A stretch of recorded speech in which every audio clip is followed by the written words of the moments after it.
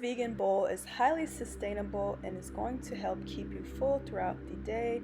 It is a great post-workout meal. It is rich in plant-based iron, fiber, healthy fats, and amino acids. So to start off for this recipe, I'm just going to be cooking our wild rice. Despite it being called wild rice is actually a species of the grass family. It is also rich in fiber. It is a great source of plant-based minerals and overall helps to improve your digestion. So starting off, I'm taking in my cast iron Dutch oven, some onions, chives, seasoning salt, avocado oil, and spring water, but that spring water is not necessary. My onions just were burning a little bit, so I added some water to stop that. I took 1 cup of wild rice, 12 cups of spring water, and I cooked that on a medium-high heat with the lid covered for about an hour, a little bit over an hour, but you just want to cook it until your wild rice is fully cooked, and it should look something like this. And all of the ingredients and directions will be in the description of this video.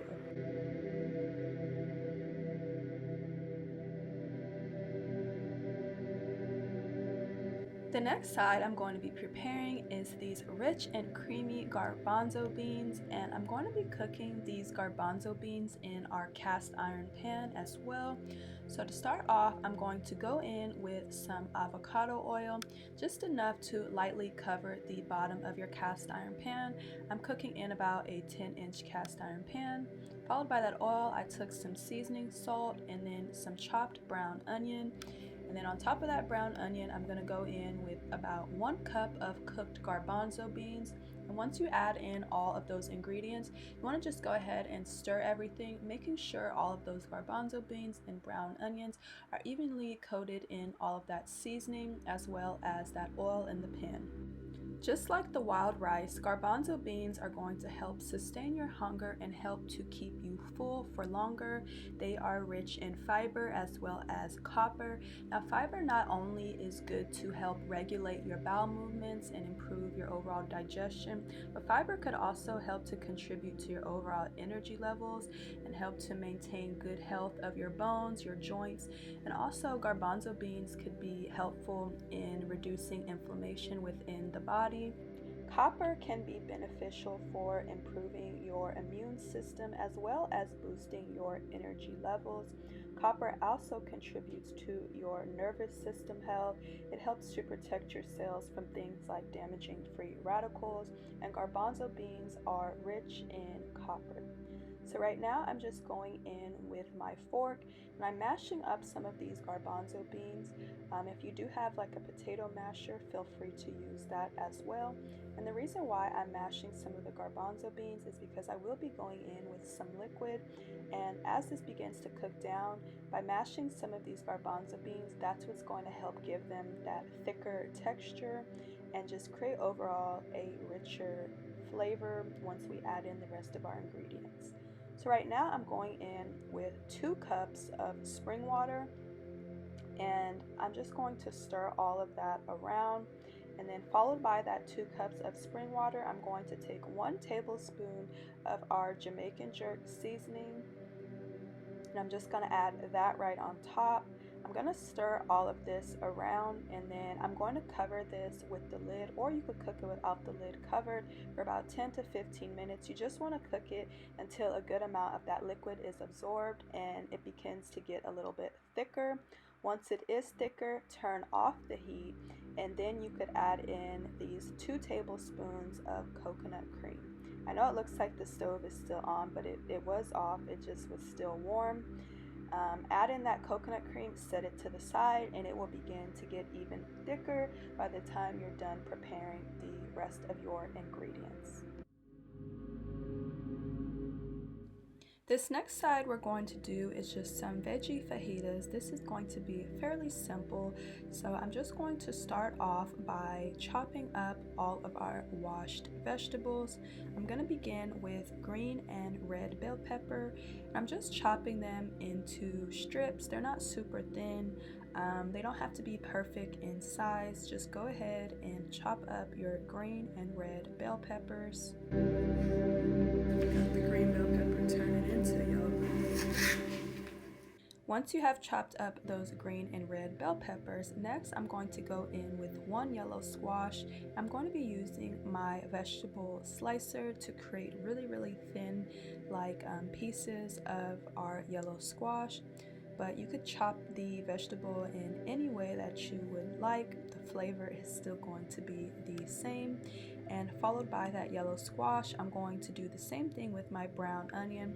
This is about half of a smaller brown onion, and I'm using my vegetable slicer as well to just create really nice fine and thin pieces of that brown onion.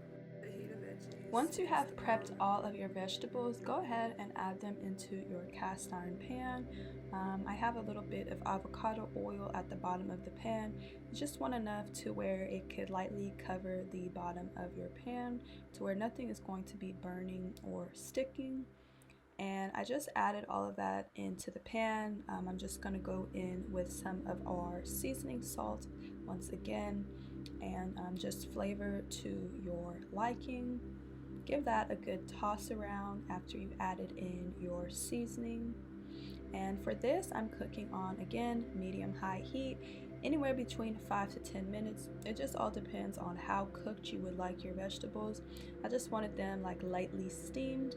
And once I was done cooking them, I went on top with some fresh cilantro. Right now, the heat is off. It is just nice and warm and steaming. We added in that cilantro, toss all that around, and feel free to set that to the side as we get ready to prepare the next side in our vegan bowl.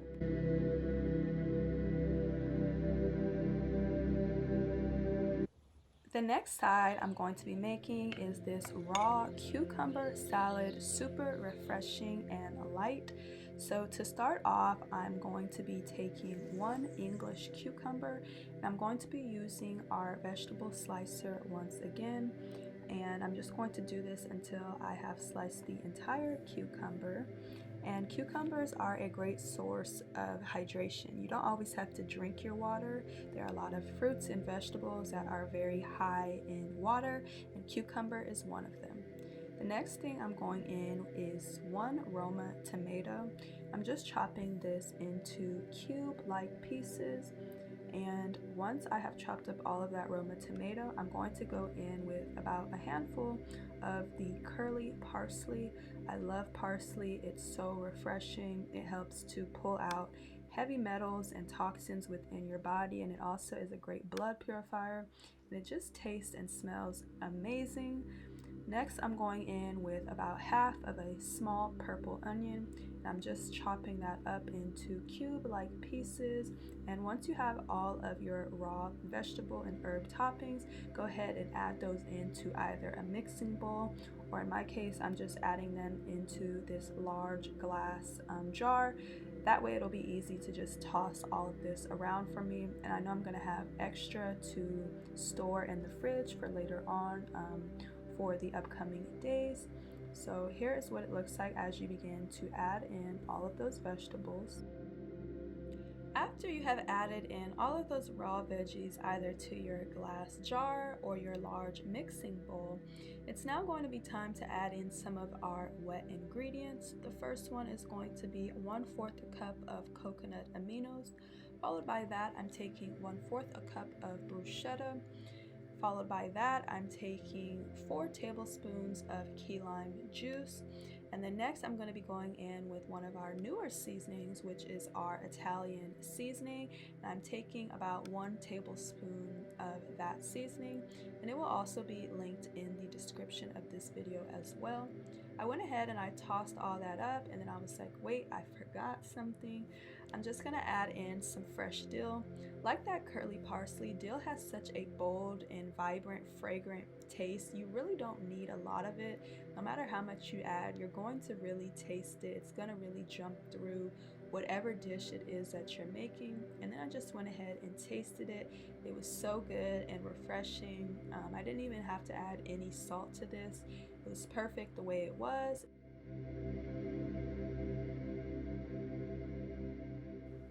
The next side I'm going to be preparing is going to be our grilled oyster mushrooms.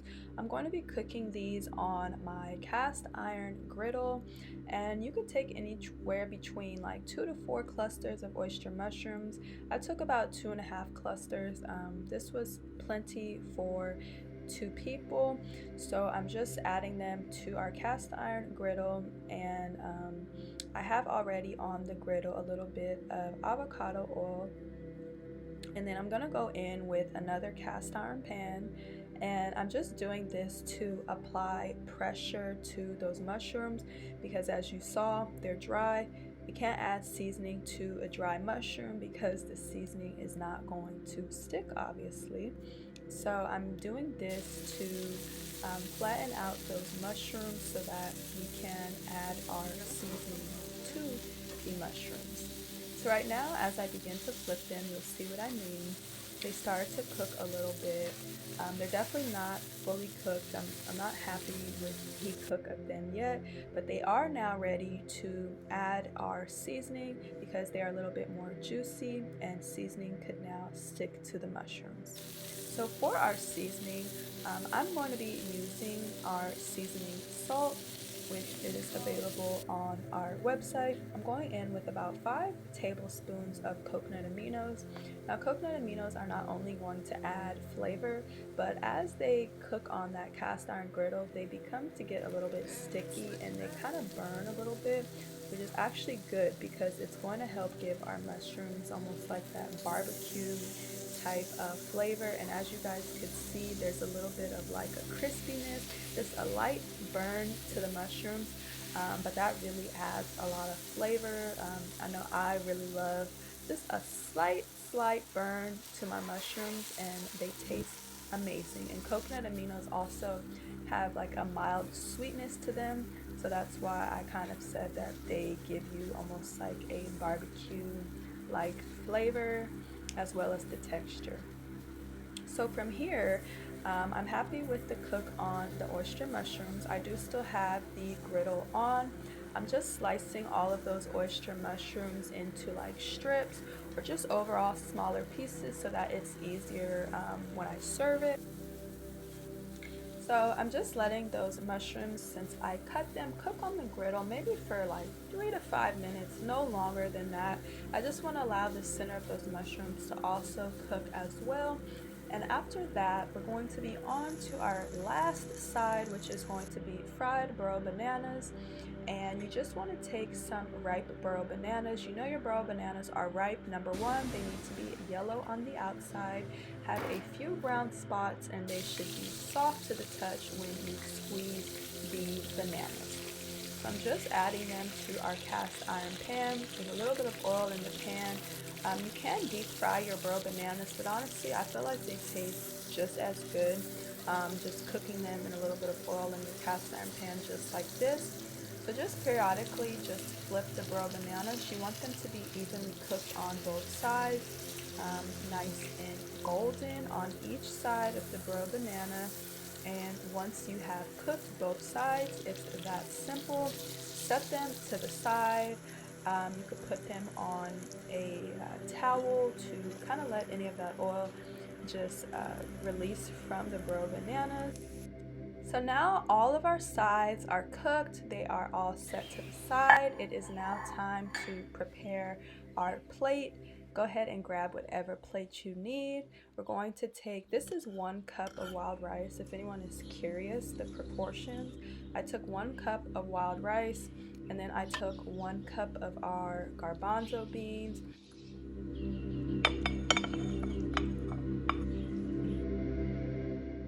Next, I'm going to be adding as well 1 cup of our fajita veggies. And then followed by our fajita veggies, I'm going to be going in with our raw cucumber salad. And for this, I took 1 cup as well.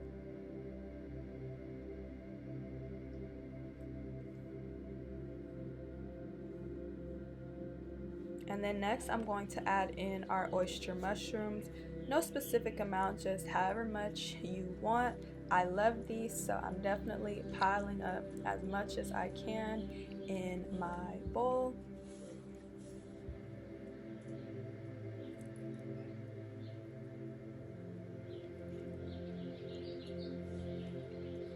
followed by those oyster mushrooms. I'm going to go in with our burro bananas that we just fried up, taking 2 of them. And then I'm going to go in with some avocado, and avocado is another great source of healthy fats. So this meal by now it's packed, it's loaded. If you eat this in the rising, or you eat this for your breakfast meal whenever you break your fast to eat your first meal, you probably won't need to eat until dinner time, whenever that is for you, because this bowl is really heavy, it's really rich, it's packed with so much flavor, so many minerals. It's going to sustain your hunger. This is honestly a great meal, not just for working out. This is a great meal for men overall. Anyone who has a larger appetite. I hope you guys enjoyed this recipe. If you guys did, be sure to give this video a thumbs up, subscribe to our channel, and you could follow us on our other social medias right here, and I will see you guys in our next video.